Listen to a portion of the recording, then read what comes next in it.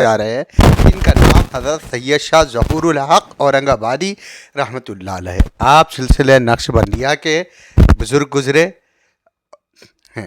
حضرت سید شاہ ظہور الحق قادری نقش بندی، نسباً آپ قادری ہے۔ آپ کا سلسلہ نسب غوث الاعظم حضور سیدنا شیخ عبد القادر جیلانی قدس اللہ سرہ سے جا ملتا ہے۔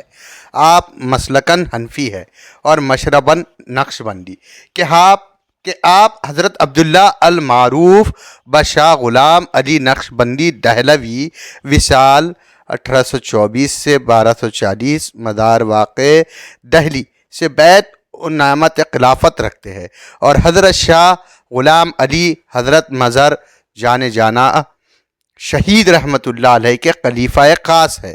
حضرت سید شاہ ظہور الحق قادری نقش بندی پٹن کے متوطن تھے اور دہلی میں اپنے پیر و مرشد کی کبھی خدمت میں رہا کرتے۔ جب اورنگزیب عالمگیر نے اپنے پایہ تخت دہلی سے اورنگ آباد منتقل کیا تو عالمگیر نے صاحبزادی کو بھی اورنگ آباد چلنے کے لیے کہا۔ اسی طرح دختر عالمگیر کے اصرار پر حضرت قبلہ اورنگ آباد پہنچے۔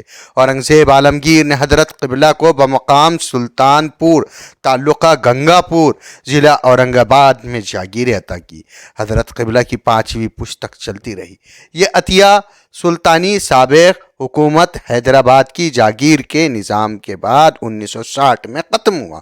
حضرت سید شاہ ظہور الحق قادری نقش بندی خاص و عام مخلوق خدا محبت سے عقیدت سے پیش آتی اور حضرت کی دعاؤں سے نوازی جاتی۔ بالخصوص عالمگیر اورنگزیب کی صاحبزادی تو آپ کی عقیدت مند تھی، چنانچہ اس نے 2 علیحدہ گنبد تعمیر کروائے۔ ایک میں وہ خود دفن ہے اور دوسری گنبد جو حضرت قبلہ کی تعمیر کے لیے تعمیر کی گئی تھی اور اس وقت بھی خالی ہے، کیونکہ حضرت قبلہ شاہ ظہور الحق نے رمضان المبارک میں جب وصال فرمایا تو آپ کے وصیت کے مطابق مجھے زیر زمین دفن کیا جائے۔ آپ کے جانشین حضرت سید شاہ الحق قادری نے اپنے 2 صاحبزادوں سید شمس الحق اور سید غوث الحق قادری نقش بندی کو بعد فراغت تعلیم اپنے والد حضرت سید شاہ ظہور الحق قادری کے پیر بھائی نقش بندقن حضرت سید شاہ سعد اللہ نقش بندی وصال 1270 مزار واقع بازار گھنسونگی کی خدمت حیدرآباد روانہ کیا، اور ہر 2 صاحبزادے حیدرآباد کی علم و روحانی فضا سے فائدہ اٹھائیں۔ چنانچہ حضرت شاہ سعد اللہ صاحب کے خلیفہ مجاز حضرت مسکین شاہ صاحب وصال 1314 مزار واقع مسجد الالماس علی آبادی کے پاس قیام پذیر ہوئے، اور کچھ عرصہ بعد حضرت مسکین شاہ صاحب نے اپنی صاحبزادی سے حضرت سید شاہ غوث الحق قادری اور نقش بندی جانشین حضرت سید شاہ احمد الحق قادری کا عقد فرما دیا۔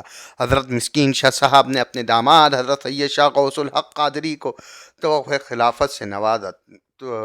خلافت سے نوازا، ساتھ ہی ساتھ اپنے نواسے سید شاہ قطب الحق قادری جانشین حضرت سید شاہ غوث الحق قادری کو حرمین شریفین کے سفر حج میں اپنے ساتھ رکھا اور اسی موقع پر انہیں خرقہ خلافت عطا فرما دیا۔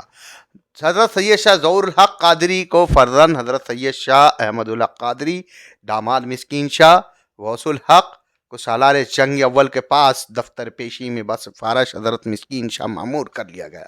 ایک دن سالار جنگ سے بوجھ و مصروفیت حضرت کے سلام کا جواب دینے میں تصل ہو گیا تو دوسرے دن سے حضرت غوث الحق نے دفتر جانا ہی موقف کر دیا۔ سالار جنگ نے خفگی کی وجہ معلوم کی تو حقائق سے آگاہی ہوئی۔ سالار جنگ نے اول نے آپ کی علمی شخصیت کی قدر افزا فرمائی اور آپ کو ایک اہم خدمت سے وابستہ کر دیا۔ ہوا یوں کہ 1286 میں جامع مسجد افضل گنج کی تعمیر مکمل ہوئی۔ اس مسجد کو حسین نبی صحابہ آصف جاہ نواب افضل الدولہ بہادر نے تیرانہ کی منق کی تکمیل پر اپنے مہر کے رقم سے تعمیر کروایا۔ انہی دنوں میں افضل پل کی تعمیر مکمل ہوئی۔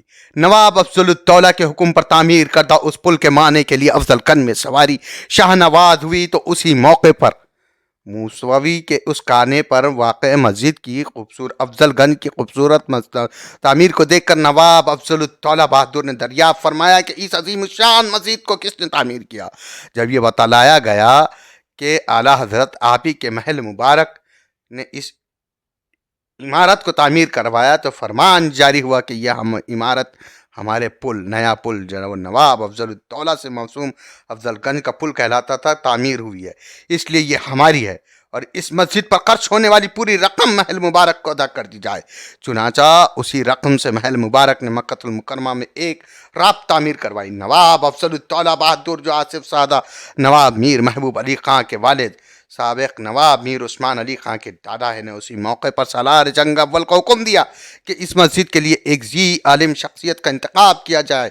چنانچہ حضرت سید غوث الحق قادری نقشبندی کو سالار جنگ اول کی پیشگی کے دفتر سے منسلک بحیثیت امام و خطیب منتخب کر لیا گیا، اور مبلغ کو 100 روپے ماہانہ تنخواہ مقرر کیا گیا۔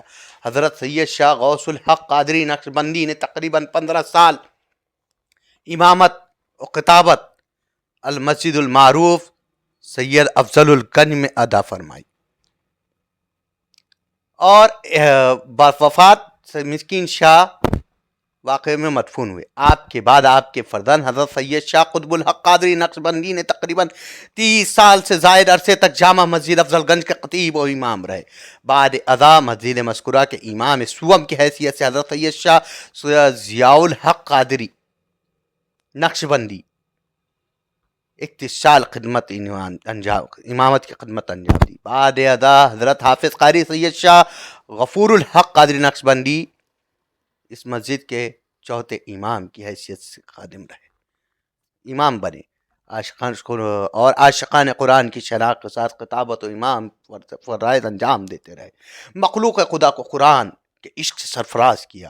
آپ کے دور خطابت سے جامع مسجد افضل گنج مصلی اور خاص طور سے ماہ رمضان المبارک حافظ قرآن و عاشقان قرآن میں قارئین و سامعین کا قرآن سے بھرپور رہتی۔ آپ کی خوشحالی، خوش اخلاقی، تلاوت قرآن سرب مثل ہے۔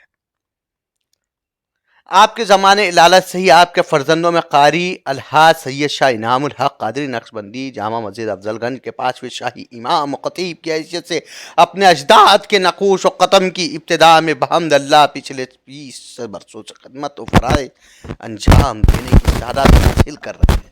حضرت مولانا حافظ سید شاہ غفور الحق قادری کے چچا حضرت سید شاہ حفیظ الحق قادری نقشبندی، جو امام دوم حضرت سید شاہ قطب الحق قادری کے دوسرے فرزند اور امام سوم حضرت سید شاہ فیض الحق قادری نقشبندی کے چھوٹے بھائی ہوتے ہیں، دینی تعلیم و تربیت اور فن تجوید و قرات اور خوش الاخلاق کے خصوصی طور پر تربیت حاصل کی، جن کو حضرت سید شاہ قطب الحق قادری نقشبندی اپنا جانشین فرمایا اور خلافت سے نوازا۔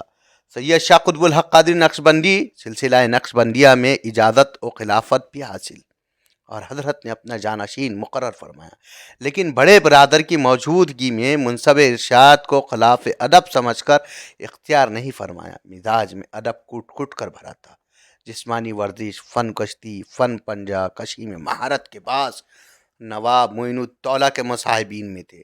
اپنے انداز مستقم سے سخت ترین مخالف کو بھی اپنا لوہا منوا لیتے، اور ان کا سب سے بڑا وصف رسول مقبول صلی اللہ علیہ وسلم سے بے پناہ محبت تھی۔ کئی دفعہ یہ فرمایا کہ ادب رسول کا تقاضا ہی ہے کہ میری عمر 63 سے آگے نہ بڑھے، چنانچہ اپنی عمر کے 63ویں سال ہی انتقال فرمایا۔ اورنگ آباد میں موجود مزارات بزرگان سلسلہ حضا کا ہر سال عرس کی تقاریب منعقد کی جاتی ہے اور فیوض و برکات حاصل ہوتے ہیں۔ حیدرآباد میں واقع اس سلسلے کے بزرگوں کی فاتحہ وغیرہ کا نظم ہر سال پابندی امام چہارم مسجد افضل گنج حضرت حافظ سید شاہ غفور الحق قادری نقشبندی کے زیر نگرانی ہوا کرتا تھا۔ تاہم حضرت سید شاہ غفور الحق نے اپنی عین حیات 1995 میں اورنگ آباد میں 26 شوال المکرم کو منعقد عرس میں حضرت سید شاہ ظہور الحق نقشبندی و حضرت سید شاہ احم الحق نقشبندی میں علماء و کثیر مشائخ حیدرآباد اورنگ آباد کی موجودگی میں اپنے چچا زاد برادر فرزند اکبر سید شاہ حفیظ اللہ قادری الحاج سید شاہ انور اللہ قادری اور نقشبندی ایڈوکیٹ کو عطا کر دیا اور خلافت بھی عطا کی، دستار بندی سند خلافت سے نوازا۔ سید شاہ ظہور الحق اورنگ آبادی رحمۃ اللہ علیہ کے عرس کی تقاریب کے تعلق سے تھا۔ اسی طرح کی اور مزید ویڈیوز کے لیے ہمارے چینل زیارت اولیاء اللہ کو لائک، سبسکرائب اور شیئر کرنا نہ بھولیں۔ جزاک اللہ۔ السلام علیکم۔